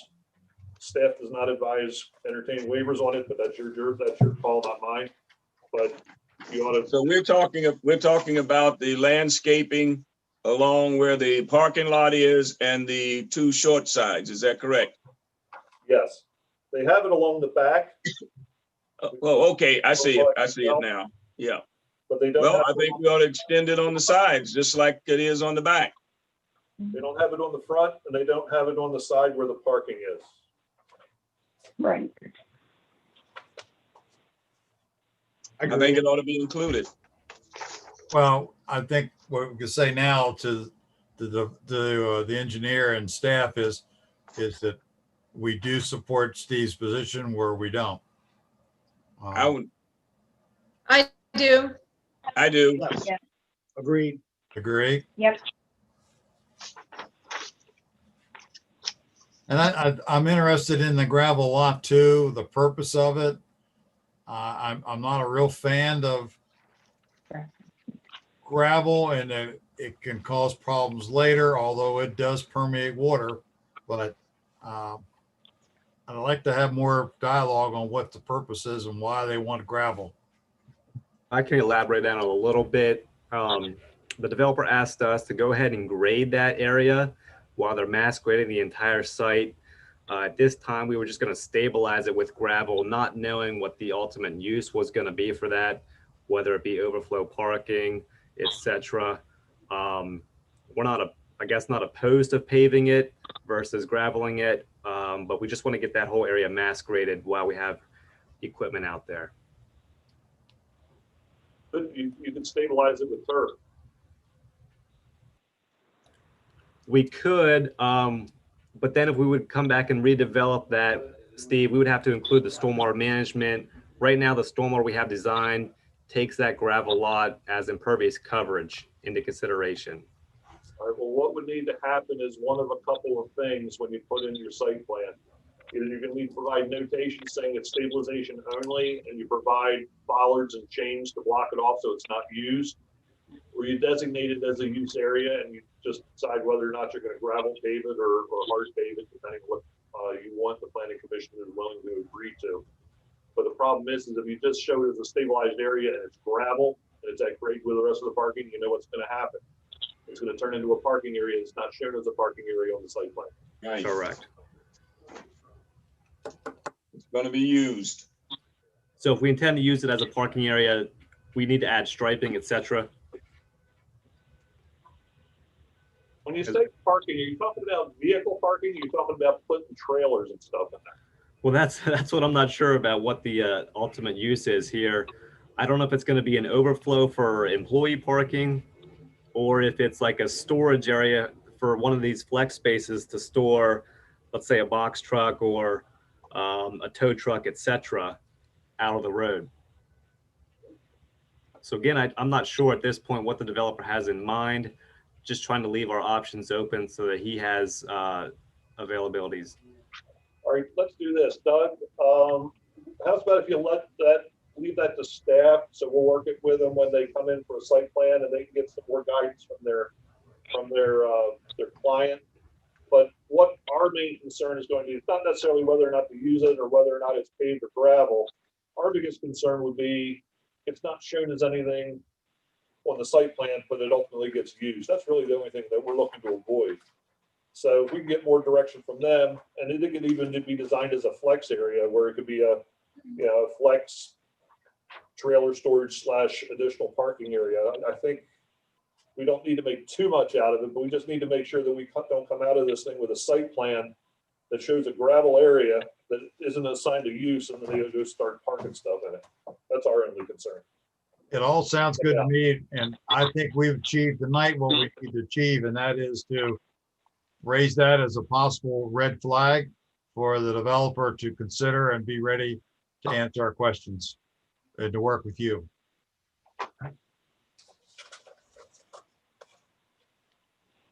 One question. Right now, you do not have a specific user for this space. Is that correct? That is correct. Okay. So you don't know what you're going to use that area for. So I agree with Doug. We'll leave it until the sketch plan comes in, and maybe by then you will have a specific user. Okay, I appreciate it. Typically, it's my understanding that they can partition walls off anywhere inside this flex space to accommodate users. And so they may build this building as a spec building with the anticipation that users will come in and take the space as needed.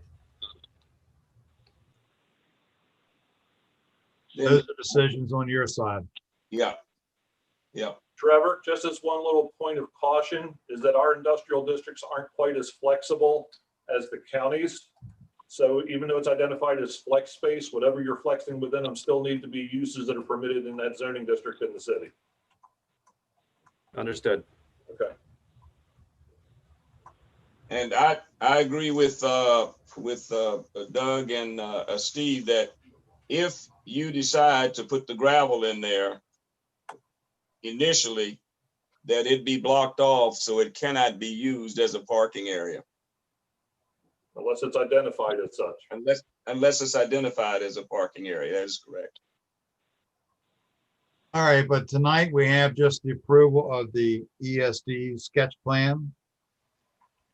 Um, We've given good advice about how we want to see the site plan. Are we ready to generate a motion for a vote on the ESD sketch plan? So moved. Second. Thank you. Any further discussion? Are we ready to vote? All those in favor, please say aye. Aye. Is there any opposed? It passes unanimously. Thank you. Been seconded on that, please. Thank you. I did. Ron. Ron moved and Jim seconded. Thank you all. Yes, sir. Thank you. Moving on to Planning Commission business. Recommendation of Mayor and Council on Land Management Code 2020 package. Mr. Chairman, the second item on the list, we have people who signed up to participate in this conversation. I recommend that we move to that so we can get it done. Thank you. That's good. Okay. Who's here from the EV charging station issue? Oh. So we're skipping land management code. And we're going to, okay, we're going to EV charging station. Hi all, my name is Sam Applegate. I am here from Volta Charging. And I think some of my engineering team at Kimley Horn is going to sign on to join the discussion, but we can get started. Okay. The reason why this is in front of you is we received a building permit for a couple of EV charging stations out at the Valley Park Commons Shopping Center. That's out where the Sam's Club and the Hobby Lobby and all is. They came in for building permits to put EV charging stations at the head of the parking area closest to the building, across the main drive aisle. Part of the equipment is located in landscape islands. Now, we have had a number of EV charging stations that have been approved around the city at various locations and under various circumstances. This is the first time that equipment was proposed to be put in landscaping islands that are required by the landscaping elements of our Article 5. Given that this is kind of a first, we thought we should bring you in on the conversation and see what your thoughts are. My general inclination is they're not landscaping, keep them out. But I've also been known to be a hard case, and frankly, it's a new one. So we thought we'd bring it to your all's attention, create a conversation.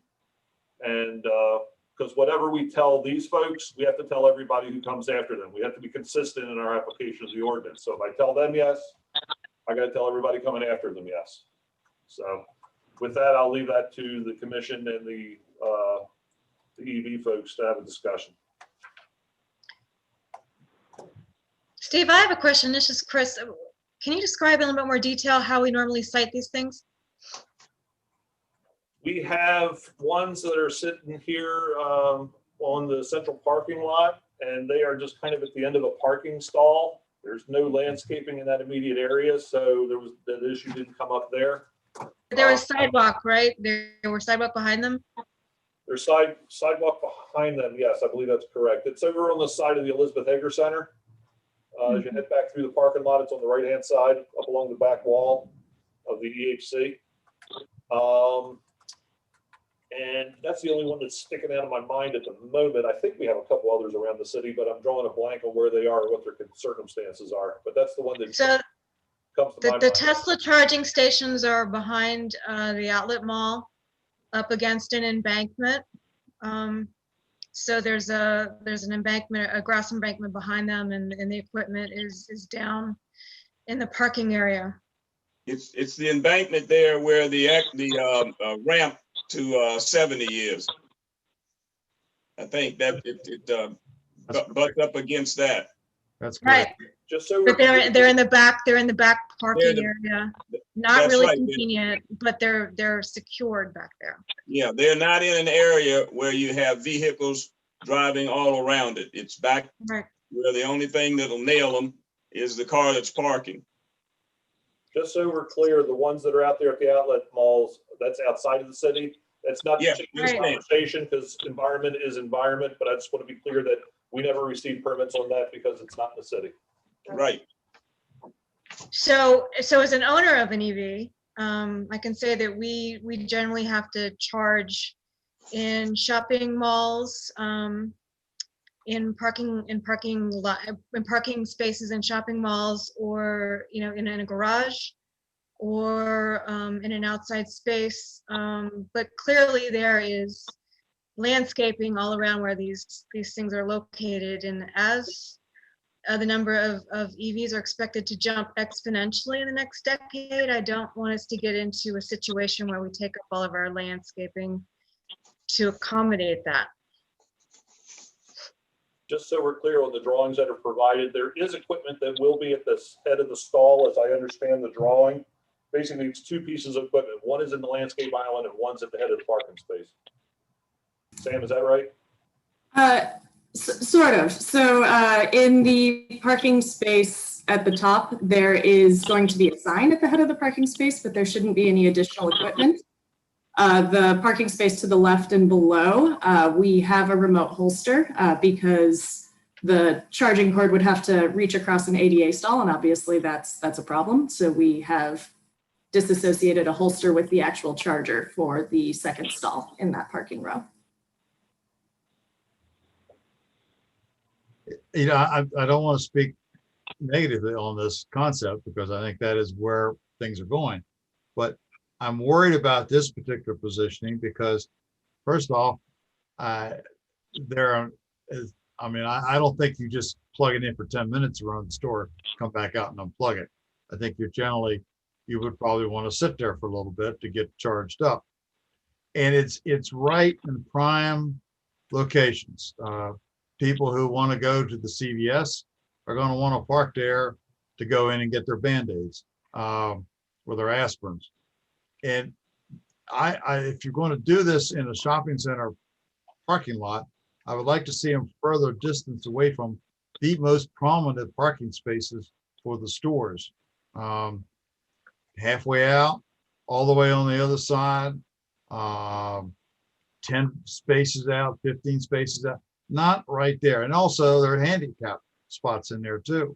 Yes. I don't know whether these are designated as handicap spots, but they probably are, or at least some are. I see cross-hatching on both sides. I have concerns about it being too much in the mix. And they need to be a little further back. Sure. I hear your concerns. Oh, I'm so sorry. Good. Okay.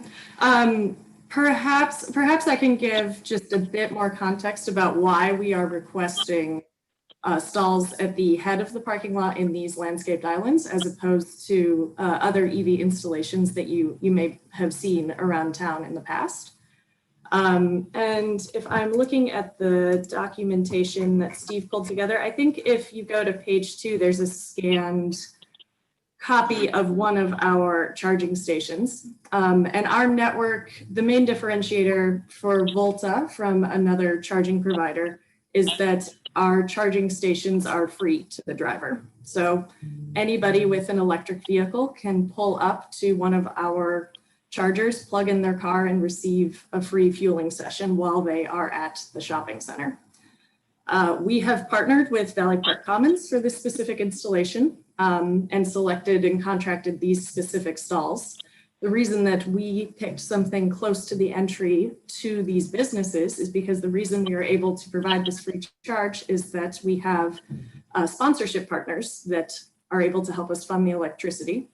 Not only that, the sponsorship helps us, pay for the cost of the infrastructure, the construction, and then the maintenance thereafter of the charging stations. We don't just install the stations and leave them. We have a maintenance network. We have our phone number posted on the stations. If there's ever a problem, we're there to answer it in pretty good time. So that's kind of the context for why we are a little bit different than, say, the Tesla installation you were speaking of previously.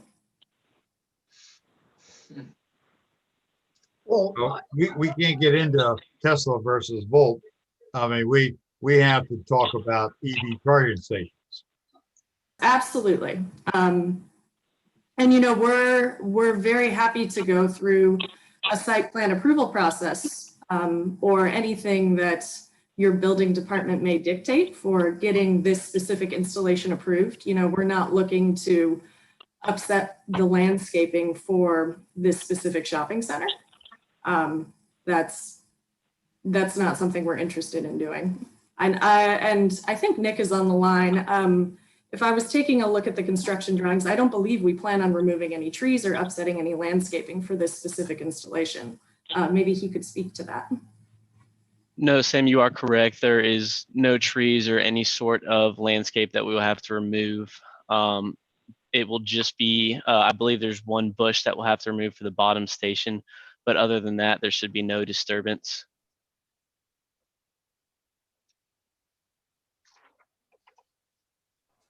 So looking at the sketch you have here, it looks like you plan for each one of the installations to have 4 slots that will be served off of each one of those base units. Is that correct? That is not correct. The only spot that will be designated for electrical vehicle charging is the one designated with the EV charging striping. The other locations was just striping to make sure that you could see those spots a little more clearly based on the clarity of the aerial. So it's only one spot per.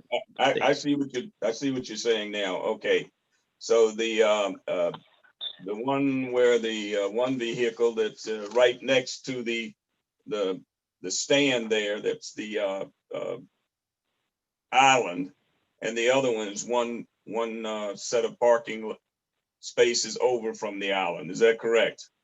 That is correct. And for the bottom one, the reason we went to that one was the adjacent stall is a handicap stall, and we did not want to remove that or have to relocate that. So we chose the stall next to that one. So we didn't have to go through that process. Okay. So the reason why I was asking that is because it looked like you would have to cross 2 parking spaces to get them to the next set, but that's not the case. The actual charging post is right there where the vehicles are. That is correct. The remote holster in that stall, that is where the handle for the charging station will be. So no one will have to cross the handicap stall to charge their car. Okay. What happens if my grandmother steps on the gas instead of the brake and she's pulling in that thing? There is a wheel stop located in the parking station, and there also is a bollard that we will install. So that will protect the other car across from it. I wouldn't say it would protect your grandma's car very well. Right. How old is your grandma? He's already ran into one. I know she's gone, but somebody maybe older than me might do this. Watch it, Doug. But there are still a few older than me. Steve, I have a question.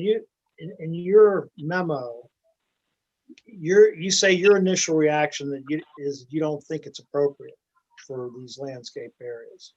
Okay. So I'm not sure I understand. Are you saying that we should that it's not permitted now, but we should find a way to accommodate it, or that we shouldn't be doing this? My recommendation is you shouldn't be doing it. I mean, it's roughly the size and appearance of a gas pump. Would you put a gas pump in the landscape island anywhere else? I think the answer to that is no. The intention of landscaping is landscaping, not a man-made machine, usually done in bright colors. And just so we're clear, a freestanding EV charging station is a permitted use in this zoning district. It's not an issue of it being on the property or even being in this general location. This is a very narrow question of it's in a landscaping bed, and is that appropriate? The alternative would be to basically take one of the parking spaces that, assuming that you can remove one without going below, and make that parking space the station. Correct. That right? Is that what you're saying? Yes. That's what I'm thinking. That's exactly what I'm thinking. And that's what we're going to have to do in the city in the long term. You know, we're not going to be able to site these things in the middle of nowhere because there's going to be a huge need for them. So we have to come up with a solution that's not, you know, impacting on our green space. And maybe we design our parking lots a little bit differently. I'm thinking if you were to, just looking at this sketch right here, the first one there where the actual location is right next to the driving area, if you were to put that in the space where the car is, you put the actual pump there, you could actually service 3 vehicles. The pump being in one space and the space across from it and the 2 adjacent to it. I see what you're saying there. We certainly could look into alternatives. I will say that we are contracted with this specific site for 2 chargers. So 2 charging stalls, 2 chargers, that's what we're talking about. I'm not sure what the parking requirements are for this site, but removing parking is usually not something that a site is particularly interested in when there is a footprint where the charging station could be installed otherwise. Well, I'm looking at just isolating one space to service 3 vehicles. Right. Yes, I see that. For the 2 stations with the sponsorship, however, I don't think that's necessarily a viable option for providing the free installation, at least. So you're thinking that one service pedestal serving 3 cars, you're limiting it to missing 1 car. Is that correct? It's there's only one charger within the station, so there's only 1 charging cord and 1 charger for this particular product.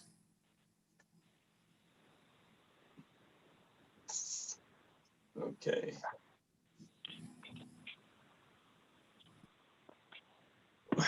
Okay.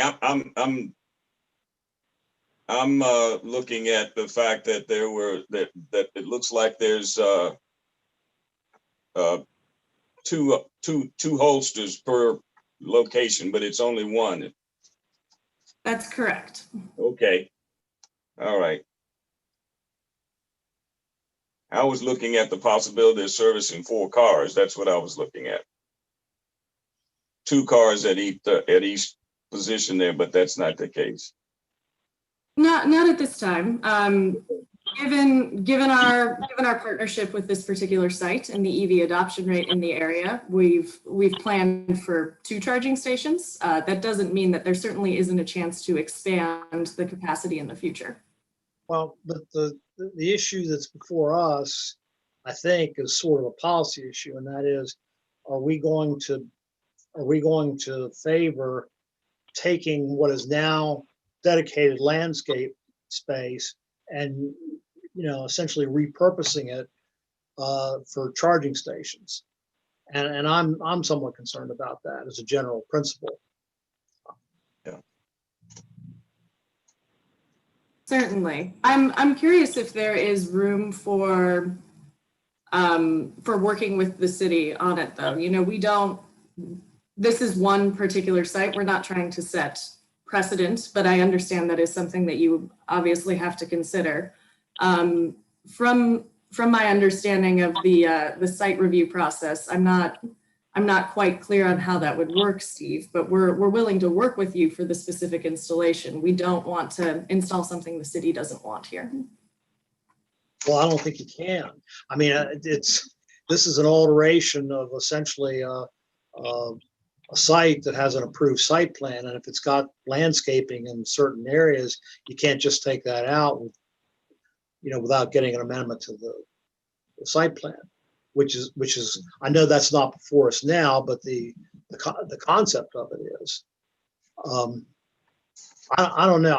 I'm somewhat uncomfortable with the idea of we've tried to design these approve these designs for parking spaces with a minimum of landscaping, but yet something to give it a certain look. And I don't know, I mean, detracting from this is, I know that one, 2 stalls is not going to change the fundamental character of this parking lot, but I think the issue for us is, is this something we want to encourage or not?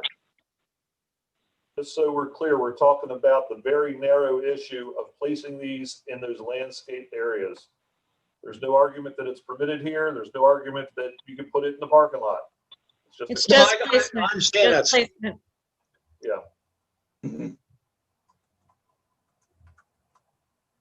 Well, I think Sam has heard our concerns, and so has Steve, and we asked the 2 of them to get together and see if they can come out something that works for everybody. What I'm hearing is don't put them in the landscape islands. That's what we're asking, yes. Okay. I think that's true. I can speak for everybody. I think that's correct. I mean, eventually they're going to become more and more prominent. I'm an old 1960s NASCAR guy that, he wants something with cylinder heads as big as my head, 400, 500 horsepower, and electric just doesn't do it. Oh, I've got a car for you, Ron. Oh, well, hey, listen, I worked for a power company for almost 40 years, so I'm familiar with electric, but I still lack foot on the pedal, 120 mile an hour. Well, but General Motors is coming out with a SUV that's huge, that I think is going to go from 0 to 60 in like 3 seconds. It's going to have like 1,000 horsepower electric motor in it. It must have a J46 in the back end then. Pushing 8,000 pounds if it's a big SUV. All right. Anyway, that's another story. But still has one more item to address tonight. Okay. I think, are we all okay? We're all on the same page on this? Yes. I think so. Doug, I do have a question. Sam, this is Councilmember McIntyre. Is there a way to do, I mean, the picture that I see here looks like something within landscaping. So is there a way to combine the two so we both get what we want? I'm not really sure what you mean by that. The way that we typically install island is the way that you see it in the photo. We'll pour a very small concrete pad that's slightly larger than the footprint of the station, and it lives among the landscaping. Okay. So you're not eliminating the landscaping, right? No, you're we're like not putting it eliminating with, right. I want to make sure that that's clear that's what I was under the impression. So I think there's a way to do both. Maybe. That's what I would like to see. But the concern then is that we might be removing some landscaping to accommodate this charging station. And do we want to do that? I'd be interested to see how much landscaping is being asked to be removed. If it's 20%, 10%, maybe that's something that we can live with. Well, the devil's in the details. I mean, That's so right. hopefully further discussions between the applicant and Steve, maybe we can come up with something that works for everybody.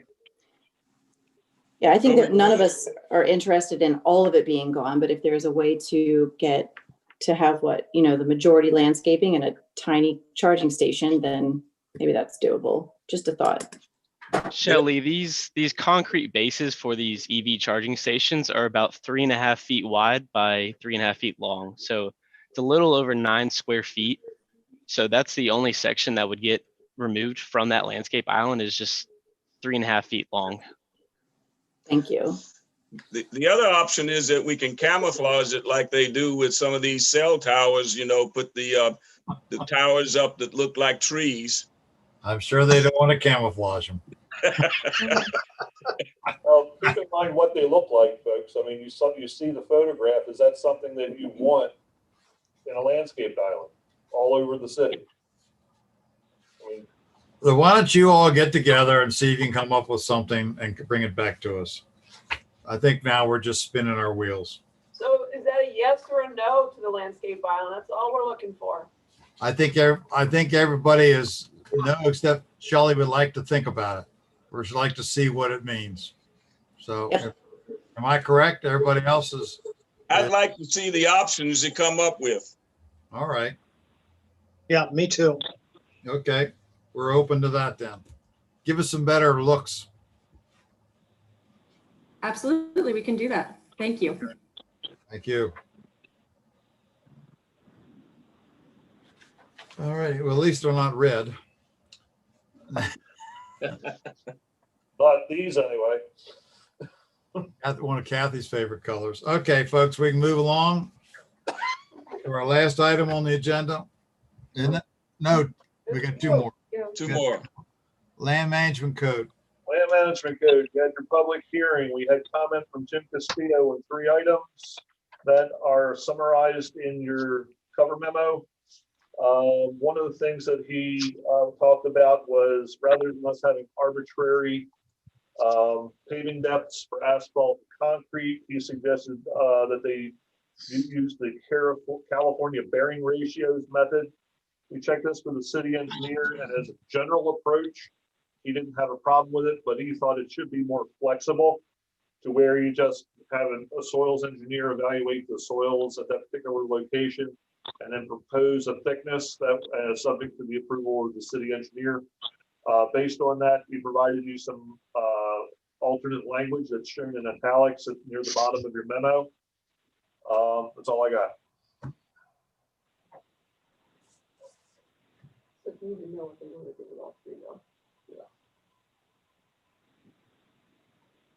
I'll defer to the city engineer, but at one time in my life, I was a civil engineer.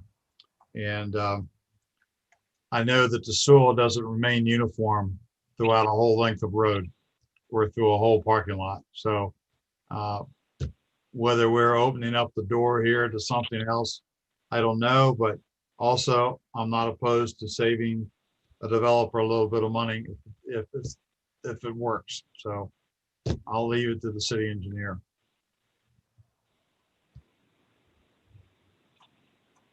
I think that, just like you said, Doug, I didn't major in civil engineering, but I did in electrical, but we had to take a civil engineering course. And you have to consider the load bearing capabilities of where you're going to install the parking lot. So again, we'll defer to the city engineer. Exactly. Each location is going to be different. Okay. We're all okay with that change? Yes. Okay. And he made comments on proposals 5 and 7. Well, I'm certainly not in favor of the second part of proposal number 5.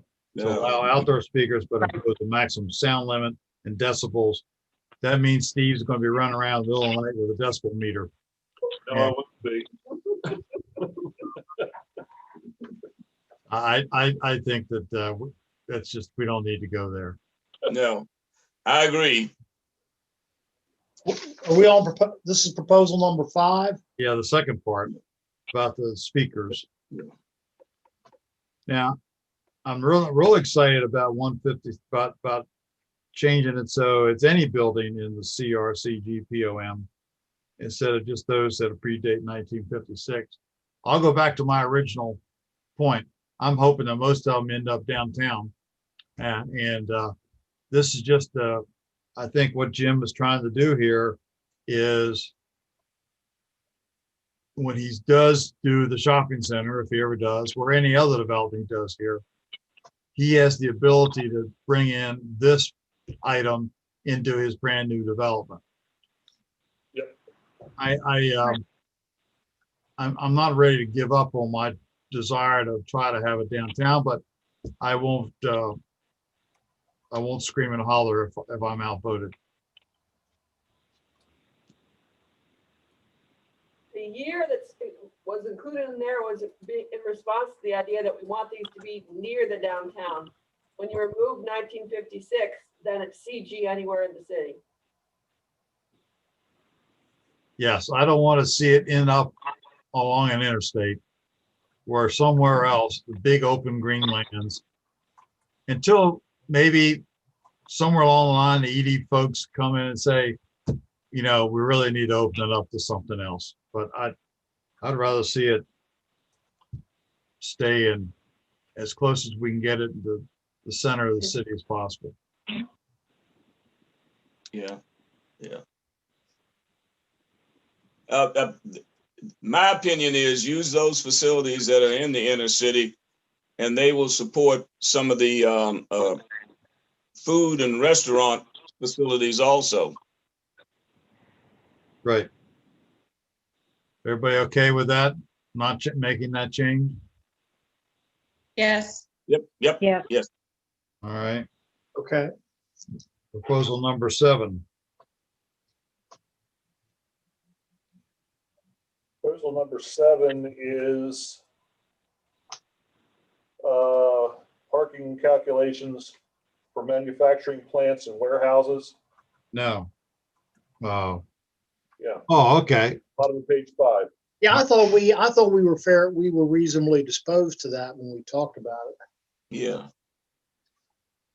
Yeah, basically, he kind of brought that one kind of, for lack of better words, out of left field, because all we were doing was making a housekeeping change to the calculations of existing regulations, and he suggested, well, reduce them further if there's buses going by.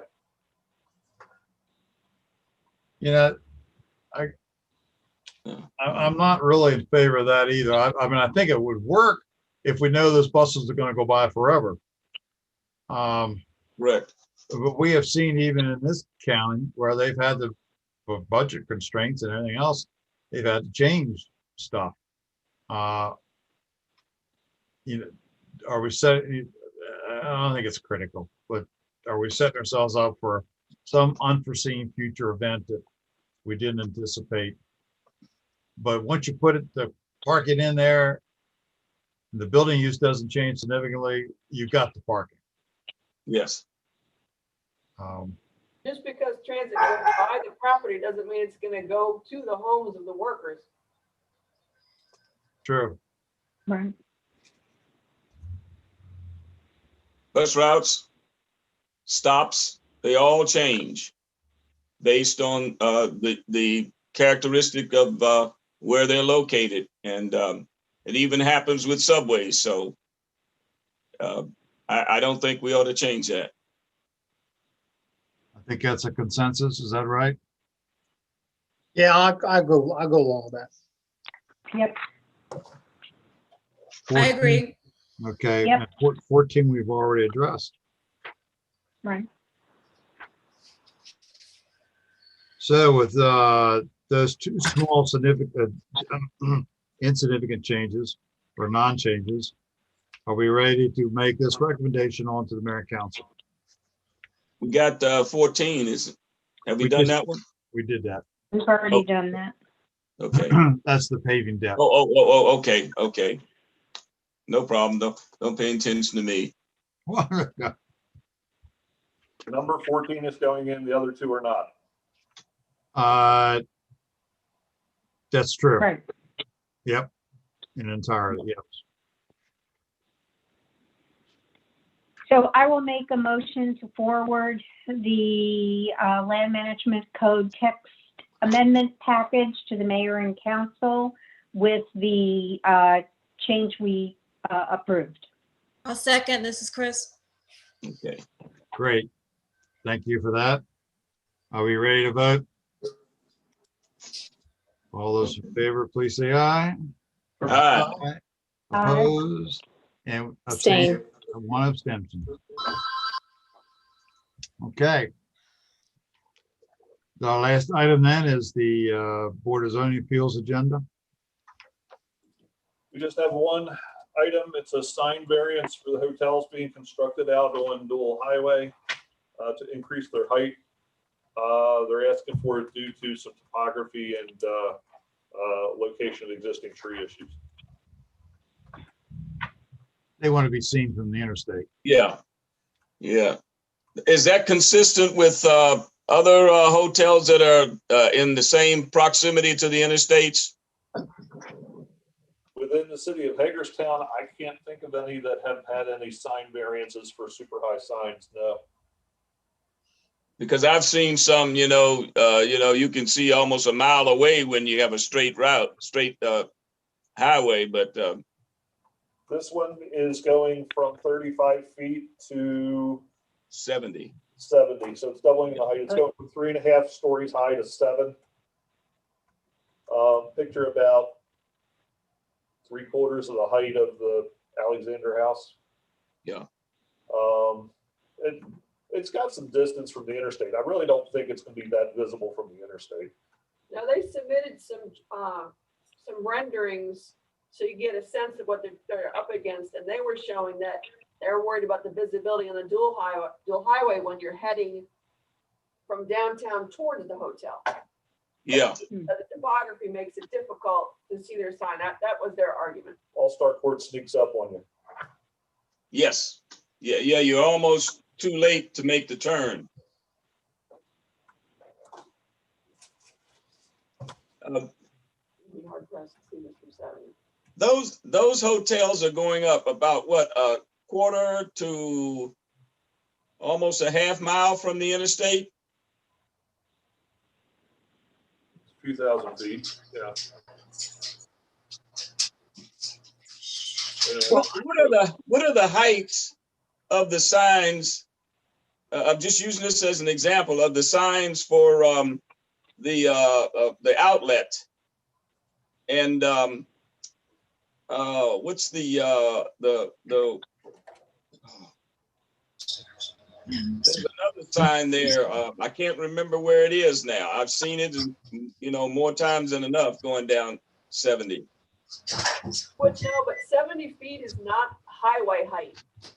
When people do those like gas stations, you see, those are much higher than 70. Oh, yes, they are.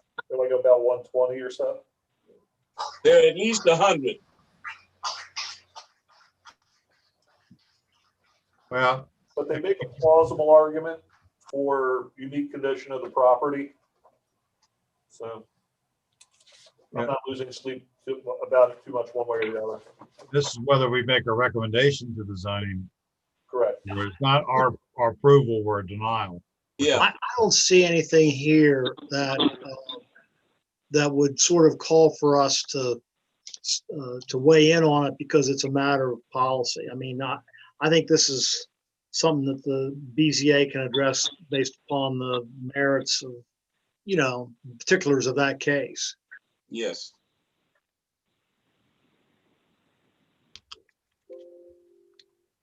Does everybody want to go with that, or does someone want to make a recommendation? I would suggest that they make their pitch to the BZA, and whatever the decision there is, I would go along with it. We all okay with that position? Yes. All right. Meeting's adjourned. Thank you all very much for your time and your input.